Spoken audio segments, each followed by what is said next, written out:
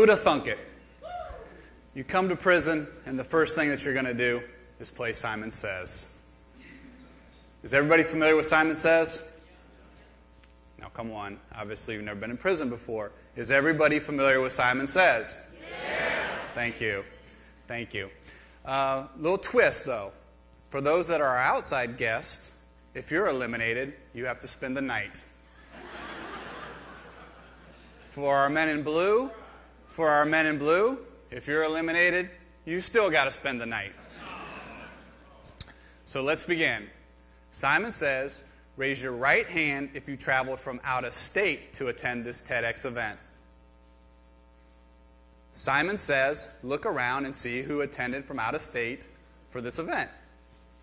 Simon Says, put your right hand down. Simon Says, if you traveled an hour or more to attend this TEDx event, raise your left hand. Simon Says, take a look around and see who traveled an hour or more to attend this event. Simon Says, put your left hand down.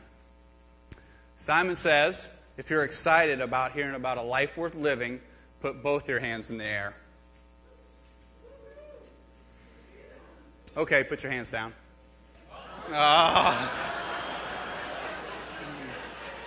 Yes, some of you are staying and some of you are not leaving. Simon Says, go ahead and put your hands down. Give yourselves a round of applause.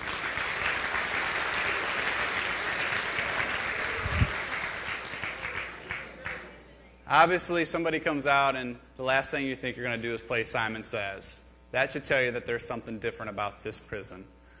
This prison isn't like what you see on TV or in the movies. Its staff are different. Its men in blue are different. So what I ask is that you take every preconceived notion that you have about prison and you drop it immediately. Take every preconceived notion that you have about prison and drop it before you judge this prison.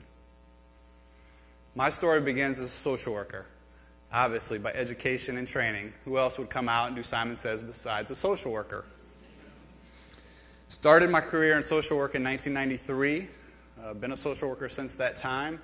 Started my career in corrections 16 years ago at this prison. Noteworthy to mention that this is the only prison that I've worked at.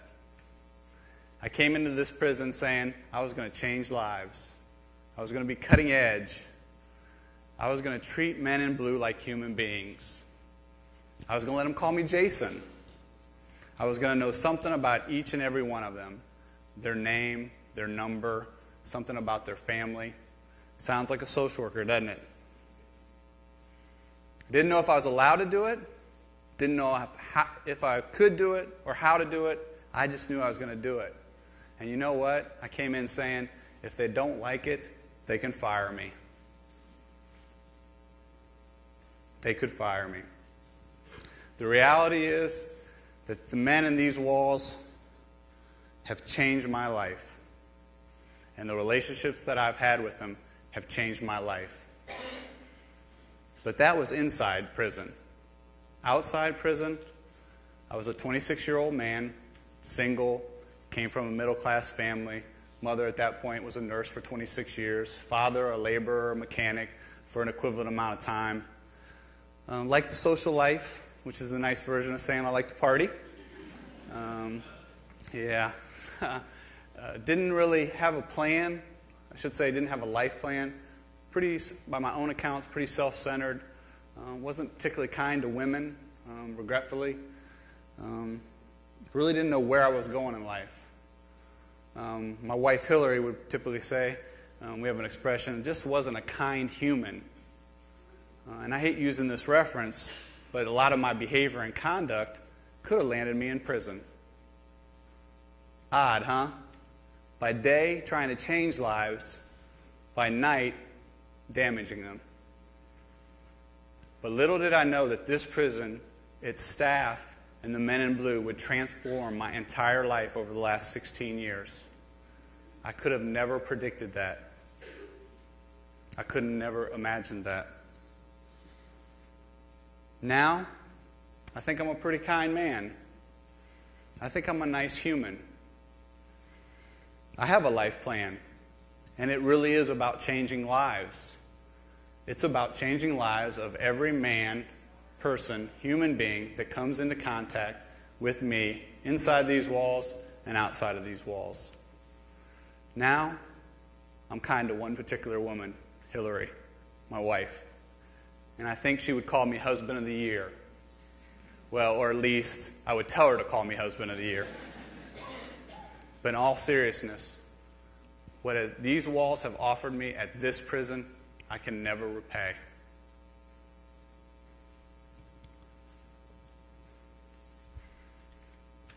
Offender 211778, Billy Archie, lives in J Block, second cell, bottom bunk, likes NASCAR racing, likes mechanical things, likes cool air, been incarcerated since 1989, been at this prison since 1992.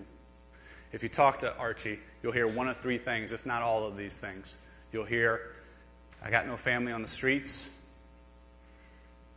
The prison staff are my only family, and I'll likely die in this place.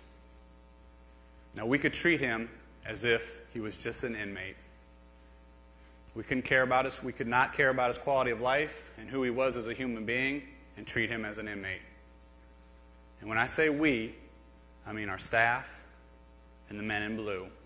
Fast forward, Archie in the present, sitting on a bench at his job next to a sign that says out of place.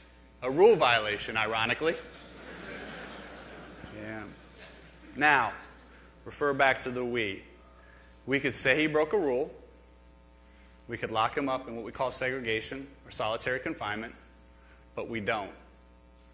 And probably much to Archie's regret on some days, we don't because he's a part of this prison. But much to his benefit, because he's a part of this prison, he's treated like a human being, and he wasn't harmed, injured, or locked up in the making of this movie. I should say photo. Sorry. I want to tell you about my who'da thunk it list.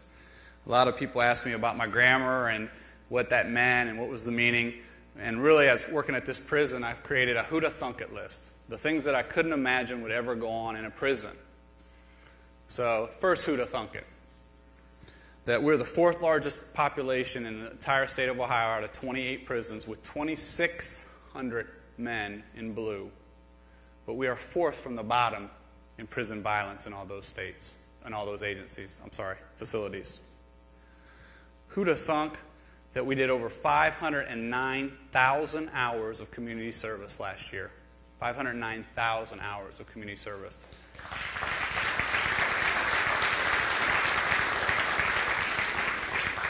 And our goal this year is to do over 600,000. Who'da thunk that you'd be coming to a TEDx event in a prison?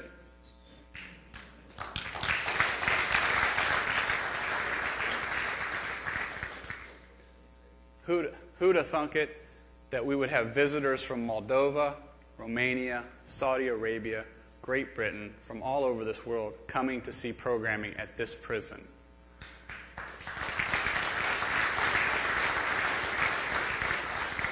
I got a long list, so you're going to be clapping for a while. So who'da thunk that we had staff that would raise pumpkins annually to give back to the community?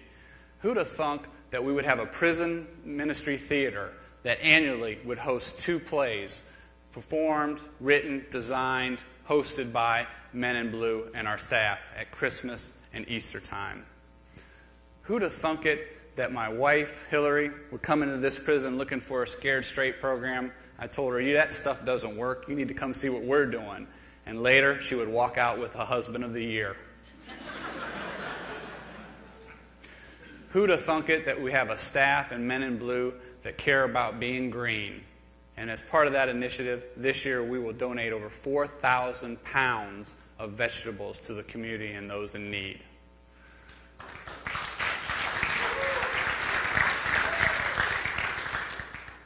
Who'da thunk it that I would have 2,600 men and over 483 staff ask me on a daily basis, or tell me on a daily basis they pray, or ask me on a daily basis about my mother who's fighting a terminal illness?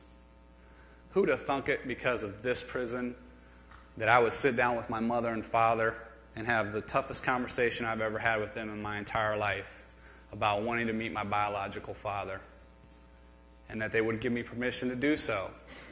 And I would do that. And in doing so, I had the greatest discovery of all, that the parents I had were absolutely the parents I needed, and they had made me absolutely the person I had become. Who'd have thunk that?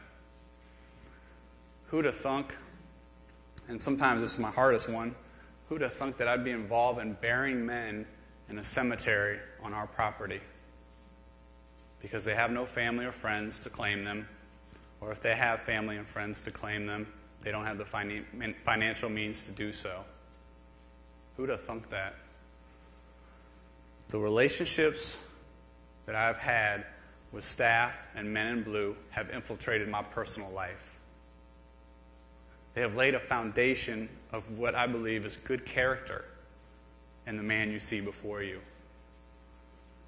What did you think when I first came out onto the stage? What was your first impression? What did you think when you saw the young photo of Archie and the old photo of Archie? Do you think that sometimes stereotyping, labels, appearances make us react or make snap decisions about an individual or a group of individuals, especially a group of individuals that are not only working in this environment, but live in this environment? Do you think sometimes we're too quick to judge? Do you think sometimes we're too quick to judge? What this prison has to offer you would amaze you. What its staff and its men in blue have created is astonishing. You'd have to see it to believe it. I'll leave you with one last stereotype, and it's my favorite. I came into corrections thinking a warden was a 50-year-old something, white male, overweight, mean, gruff. Oh yeah, you had to throw in, obviously you smoked a cigar. 16 years later, who'd have thunk it? I'm standing up here before you, and I'm the warden.